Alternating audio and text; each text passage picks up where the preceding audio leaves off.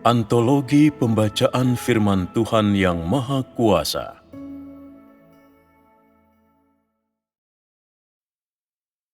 Tuhan itu sendiri, Tuhan yang unik ketiga. Otoritas Tuhan kedua. Kemandirian, titik peristiwa ketiga. Setelah seseorang melalui masa kecil dan masa kanak-kanak, dan dengan pasti secara bertahap mencapai kedewasaan, langkah selanjutnya baginya adalah berpisah dengan masa mudanya, mengucapkan selamat tinggal kepada orang tuanya, dan menghadapi jalan menuju masa depan sebagai orang dewasa yang mandiri. Pada titik ini, mereka harus berhadapan dengan semua orang, peristiwa, dan hal-hal yang harus dihadapi seorang dewasa, berhadapan dengan seluruh bagian dari rantai nasibnya. Inilah titik peristiwa ketiga yang harus dilalui seseorang. 1. Setelah menjadi mandiri, seseorang mulai mengalami kedaulatan Sang Pencipta. Jika kelahiran dan pertumbuhan seseorang adalah periode persiapan dari perjalanan kehidupannya yang meletakkan fondasi nasibnya, maka kemandirian seseorang adalah pengantar kepada nasib hidup seseorang.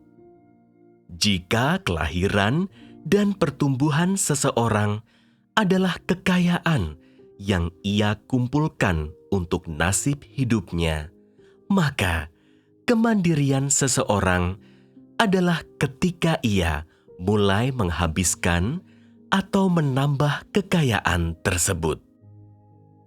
Saat seseorang meninggalkan orang tuanya dan menjadi mandiri, situasi sosial yang ia hadapi, lalu jenis pekerjaan dan karir yang tersedia baginya ditentukan oleh nasib yang tidak ada kaitannya lagi dengan orang tuanya. Sebagian orang memilih jurusan dengan prospek yang bagus saat kuliah di perguruan tinggi dan mendapatkan pekerjaan yang memuaskan setelah lulus, mencapai kemenangan pertama dalam perjalanan kehidupan mereka. Sebagian lagi belajar dan menguasai berbagai keterampilan berbeda, namun tidak bisa menemukan pekerjaan atau posisi yang sesuai bagi mereka, apalagi meniti karir.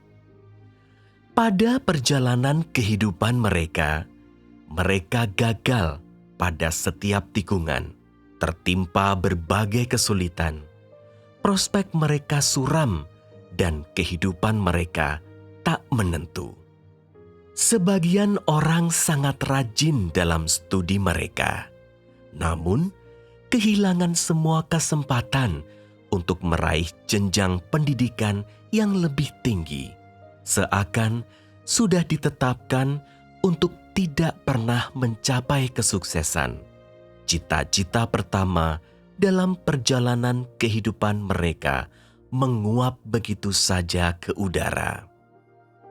Tanpa mengetahui apakah jalan di depan mereka mulus atau berbatu, mereka merasakan untuk pertama kalinya betapa nasib manusia dipenuhi berbagai variabel, lalu memandang hidup dengan harapan dan ketakutan. Sebagian orang, walaupun dengan tingkat pendidikan yang rendah, menulis buku dan meraih ketenaran, sebagian meski nyaris buta huruf, mampu menghasilkan uang dengan cara berbisnis, dan karenanya bisa menyokong diri mereka sendiri. Pekerjaan yang dipilih seseorang, bagaimana ia mencari nafkah, apakah seseorang benar-benar punya kendali dalam menentukan apakah keputusan yang mereka buat adalah baik atau buruk? Apakah mereka selaras dengan keinginan dan keputusan mereka? Kebanyakan orang berharap agar mereka tidak perlu bekerja terlalu keras, namun punya penghasilan lebih tanpa harus bersusah payah di bawah terik matahari dan hujan. Berpakaian bagus, nampak gemilang dan bersinar kemanapun mereka pergi. Menikmati kedudukan lebih tinggi dibanding orang lain dan membawa kehormatan bagi leluhur mereka. Keinginan manusia cenderung begitu sempurna, tetapi saat mereka mulai melangkah dalam perjalanan kehidupan mereka, mereka perlahan menjadi sadar akan betapa tidak sempurnanya nasib manusia. Dan untuk pertama kalinya, mereka benar-benar memahami fakta bahwa meskipun seseorang bisa dengan bebas membuat rencana untuk masa depannya, meskipun seseorang bisa memiliki banyak khayalan yang muluk, tidak ada yang punya kemampuan atau kuasa untuk mewujudkan mimpinya sendiri. Tidak seorang pun berada dalam posisi untuk mengendalikan masa depannya. Selalu ada jarak antara mimpi seseorang dan realitas yang harus ia hadapi. Semuanya tidak pernah semudah yang mereka inginkan. Dan saat dihadapkan dengan realitas demikian, mereka tidak akan bisa mencapai kepuasan atau kesenangan. Sebagian orang bahkan akan melakukan segala upaya yang bisa terpikirkan, mengerahkan daya yang luar biasa, dan mengorbankan banyak hal demi penghidupan dan masa depan mereka sebagai cara untuk mengubah nasib mereka. Tetapi pada akhirnya, bahkan jika mereka dapat mewujudkan mimpi dan keinginan mereka oleh kerja keras mereka sendiri, mereka tidak akan bisa mengubah nasib mereka, dan tidak peduli seberapa gigih mereka mencoba. Mereka tidak akan bisa melampaui apa yang telah ditentukan oleh nasib atas hidup mereka. Terlepas dari perbedaan keterampilan, IQ, dan tekad, semua orang adalah setara di hadapan nasib, yang artinya tidak ada perbedaan antara yang besar dan yang kecil, yang tinggi dan yang rendah, yang terpandang dan yang biasa saja. Pekerjaan apapun yang dicari seseorang, apa yang dilakukannya untuk mencari nafkah, berapa banyak kekayaan yang dikumpulkan dalam hidup ini, tidak ditentukan oleh orang tua, talenta, daya, maupun ambisi seseorang, melainkan telah ditentukan terlebih dahulu oleh Sang Pencipta. 2. Meninggalkan orang tua dan memulai dengan tulus untuk memainkan peran seseorang dalam panggung kehidupan.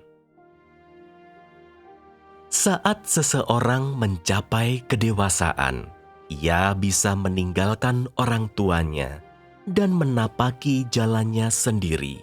Dan pada titik inilah, ia benar-benar mulai memainkan peranannya sendiri. Pada titik inilah, misinya dalam kehidupan tidak lagi kabur dan mulai menjadi jelas. Walaupun ia masih menjaga hubungan dekat dengan orang tua, tetapi karena misi dan peranan yang dimainkan seseorang dalam kehidupan tidak ada kaitan dengan ayah maupun ibunya. Pada kenyataannya, hubungan dekat ini perlahan-lahan memudar saat ia secara bertahap menjadi mandiri. Dari sudut pandang biologis, seseorang masih akan bergantung pada orang tuanya tanpa disadari. Tetapi secara objektif, ketika ia telah dewasa, hidupnya menjadi benar-benar terpisah dari orang tuanya. Dan dengan demikian juga akan memiliki peranan yang terpisah. Di samping melahirkan dan membesarkan anak, tanggung jawab orang tua terhadap kehidupan anak pada dasarnya hanyalah memberikan anak lingkungan formal untuk bertumbuh. Karena tidak ada hal lain selain pengaturan Sang Pencipta yang dapat menentukan nasib seseorang. Tidak seorang pun punya kendali terhadap masa depan seperti apa yang akan dimiliki seseorang. Semuanya telah ditentukan terlebih dahulu, jauh sebelumnya, dan bahkan orang tua tidak bisa mengubah nasib seseorang. Dalam perkara nasib, setiap orang berdiri sendiri. Setiap orang punya nasibnya sendiri. Orang tua mereka tidak bisa mencegah nasib seseorang dalam hidupnya atau menggunakan pengaruhnya terhadap peranan yang akan dimainkan seseorang dalam hidupnya. Dapat dikatakan bahwa keluarga tempat seseorang ditetapkan sejak semula untuk dilahirkan, lalu lingkungan tempat ia bertumbuh, semuanya tak lebih dari kondisi awal dalam rangka pemenuhan misi orang itu dalam hidupnya. Semua itu tidak akan menentukan nasib seseorang dalam hidupnya ataupun jenis nasib untuk memenuhi misinya. Dengan demikian, orang tua seseorang tidak akan bisa membantunya dalam menyelesaikan misinya dalam hidupnya. Dan tidak ada anggota keluarga yang bisa membantunya menjalankan suatu peran dalam hidupnya. Bagaimana seseorang menyelesaikan misinya dan dalam lingkungan kehidupan seperti apakah ia menjalankan perannya, semuanya ditentukan oleh nasib hidupnya. Dengan kata lain, tidak ada kondisi objektif yang dapat mempengaruhi misi seseorang yang telah ditetapkan sejak semula oleh Sang Pencipta. Semua orang menjadi dewasa dalam lingkungan pertumbuhan mereka masing-masing, lalu secara bertahap, langkah demi langkah, menapaki jalan kehidupan mereka masing-masing, memenuhi ketetapan yang telah direncanakan oleh Sang Pencipta untuk mereka, yang jelas tanpa disadari akan membawa mereka memasuki lautan manusia yang luas dan menempatkan diri mereka dalam hidup ini. Ketika mereka mulai memenuhi tanggung jawab mereka sebagai makhluk ciptaan demi ketetapan sejak semula oleh Sang Pencipta, demi kedaulatannya. Pernikahan, titik peristiwa keempat. Seiring bertumbuh dan bertambah dewasanya seseorang, ia mulai menjauh dari orang tua dan lingkungan tempat ia dilahirkan dan dibesarkan. Kemudian mulai mencari arah hidup dan mengejar tujuan hidupnya dengan cara yang berbeda dari kedua orang tuanya. Pada saat ini, ia tidak lagi membutuhkan kedua orang tuanya.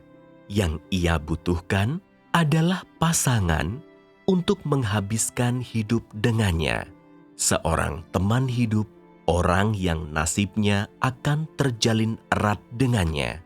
Dengan demikian, peristiwa besar pertama yang harus dihadapi seseorang setelah mencapai kemandirian adalah pernikahan. Inilah titik peristiwa keempat yang harus dilalui seseorang. 1. Orang tidak punya pilihan atas pernikahan. Pernikahan merupakan peristiwa kunci dalam kehidupan siapapun. Inilah saat ketika seseorang mulai benar-benar memikul berbagai macam tanggung jawab dan secara bertahap mulai memenuhi berbagai macam misi. Orang pada umumnya punya banyak bayangan tentang pernikahan sebelum mereka mengalaminya sendiri. Dan semua bayangan ini nampak indah. Wanita biasanya membayangkan pasangan mereka kelak adalah pangeran tampan, dan para pria membayangkan akan menikahi putri salju. Fantasi-fantasi seperti ini menunjukkan bahwa setiap orang memiliki persyaratan yang berbeda akan pernikahan, sejumlah tuntutan dan standar mereka sendiri.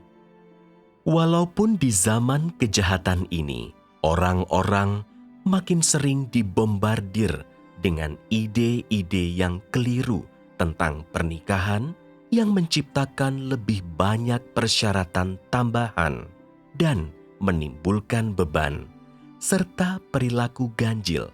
Siapapun yang sudah mengalami pernikahan tahu sehingga tidak peduli bagaimana seseorang memandang pernikahan dan bagaimana sikapnya terhadap pernikahan. Pernikahan tidak bergantung pada pilihan pribadi. Setiap orang berkenalan dengan begitu banyak orang semasa hidupnya, tetapi tidak ada yang tahu siapa yang akan menjadi pasangannya kelak saat menikah. Walaupun setiap orang punya pemikiran dan sudut pandang pribadi terhadap topik pernikahan, tidak satu pun dari mereka dapat meramalkan siapa yang akan menjadi belahan jiwa mereka yang sejati. Cara pikir mereka terhadap pernikahan tidak akan berpengaruh banyak setelah bertemu dengan orang yang engkau sukai. Engkau dapat mengejar orang tersebut, tetapi apakah orang tersebut juga tertarik denganmu? Apakah ia dapat menjadi pasanganmu? Semua ini bukanlah hal yang dapat engkau putuskan.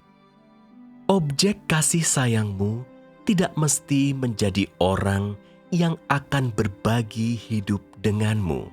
Sementara itu, orang yang tidak pernah engkau sangka bisa saja masuk diam-diam ke dalam hidupmu dan menjadi pasanganmu, menjadi unsur paling penting dari nasibmu, menjadi belahan jiwa yang nasibnya terjalin erat denganmu.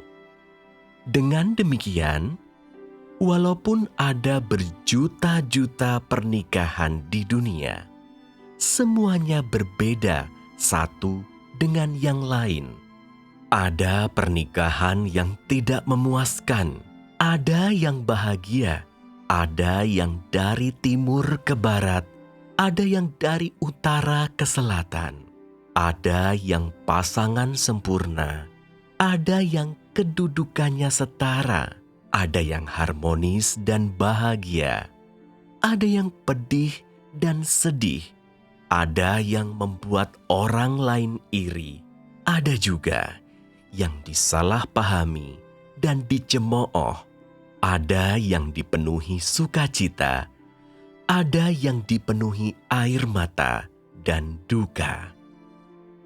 Dalam berbagai jenis pernikahan ini, manusia menunjukkan kesetiaan dan komitmen seumur hidup atas pernikahan atau atas cinta, kasih sayang, ketidakterpisahan, atau atas kepasrahan dan ketidakpahaman, atau pengkhianatan, bahkan kebencian. Entah pernikahan itu sendiri mendatangkan kebahagiaan atau kepedihan, misi seseorang dalam pernikahan telah ditentukan sejak semula oleh Sang Pencipta dan tidak akan berubah. Setiap orang harus memenuhinya, dan nasib masing-masing yang ada di balik setiap pernikahan tidak akan berubah. Semuanya telah diatur terlebih dahulu oleh Sang Pencipta. 2. Pernikahan lahir dari nasib sepasang manusia. Pernikahan adalah titik peristiwa penting dalam hidup seseorang. Peristiwa ini merupakan produk dari nasib seseorang. Mata rantai penting dalam nasibnya tidak dibangun di atas kemauan atau pilihan pribadi seseorang dan tidak dipengaruhi oleh faktor-faktor dari luar, melainkan sepenuhnya ditentukan oleh nasib kedua belah pihak, oleh pengaturan Sang Pencipta dan penentuan nasib pasangan tersebut. Pada permukaannya, tujuan pernikahan adalah keberlangsungan umat manusia, tetapi pada kenyataannya, pernikahan tidak lebih dari ritual yang dilalui seseorang dalam proses pemenuhan misinya. Peran-peran yang dimainkan orang dalam pernikahan tidak hanya untuk membesarkan generasi selanjutnya. Yang mereka mainkan adalah berbagai peran yang dipikul seseorang, beserta misi-misi yang harus dipenuhinya selama proses merawat pernikahan. Karena kelahiran seseorang mempengaruhi perubahan terhadap orang-orang, peristiwa, dan hal-hal di sekitarnya, pernikahannya juga pasti akan mempengaruhi dan mengubah semua hal itu dengan cara-cara yang berbeda. Ketika seseorang menjadi mandiri, ia memulai perjalanan hidupnya sendiri, yang lalu membawanya langkah demi langkah kepada orang-orang, peristiwa, dan hal-hal yang terkait dengan pernikahannya. Pada saat yang sama, pihak lain yang kelak akan membangun pernikahan bersamanya juga berjalan mendekat langkah demi langkah kepada orang-orang, peristiwa, dan hal-hal yang sama. Di bawah kedaulatan Sang Pencipta, dua orang tanpa hubungan yang nasibnya saling berkaitan secara bertahap memasuki pernikahan dan secara ajaib menjadi sebuah keluarga, bagaikan dua belalang yang berpegang erat pada tali yang sama. Jadi, ketika seseorang memasuki pernikahan, perjalanan hidupnya akan mempengaruhi dan bersentuhan dengan perjalanan hidup belahan jiwanya.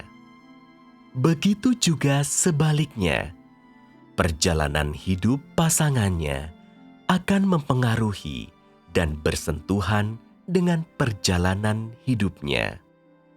Dengan kata lain, nasib manusia saling berkaitan, dan tidak seorang pun yang mampu memenuhi misinya atau perannya secara terpisah dari orang lain.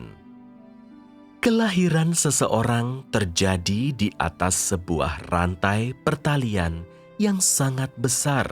Proses pertumbuhan seseorang juga melibatkan sebuah rantai pertalian yang sangat kompleks. Demikian juga pernikahan, tentu hadir dan mempertahankan jejaring hubungan manusia yang kompleks dan luas, melibatkan setiap anggota dan mempengaruhi nasib siapapun yang menjadi bagian di dalamnya. Sebuah pernikahan bukanlah produk dari keluarga kedua pihak ataupun keadaan tempat mereka bertumbuh, penampilan mereka, usia, sifat, bakat mereka, atau faktor-faktor lain. Pernikahan lahir dari misi bersama dan nasib yang saling berkaitan. Inilah asal-usul pernikahan, sebuah produk dari nasib manusia yang diatur dan ditata oleh Sang Pencipta.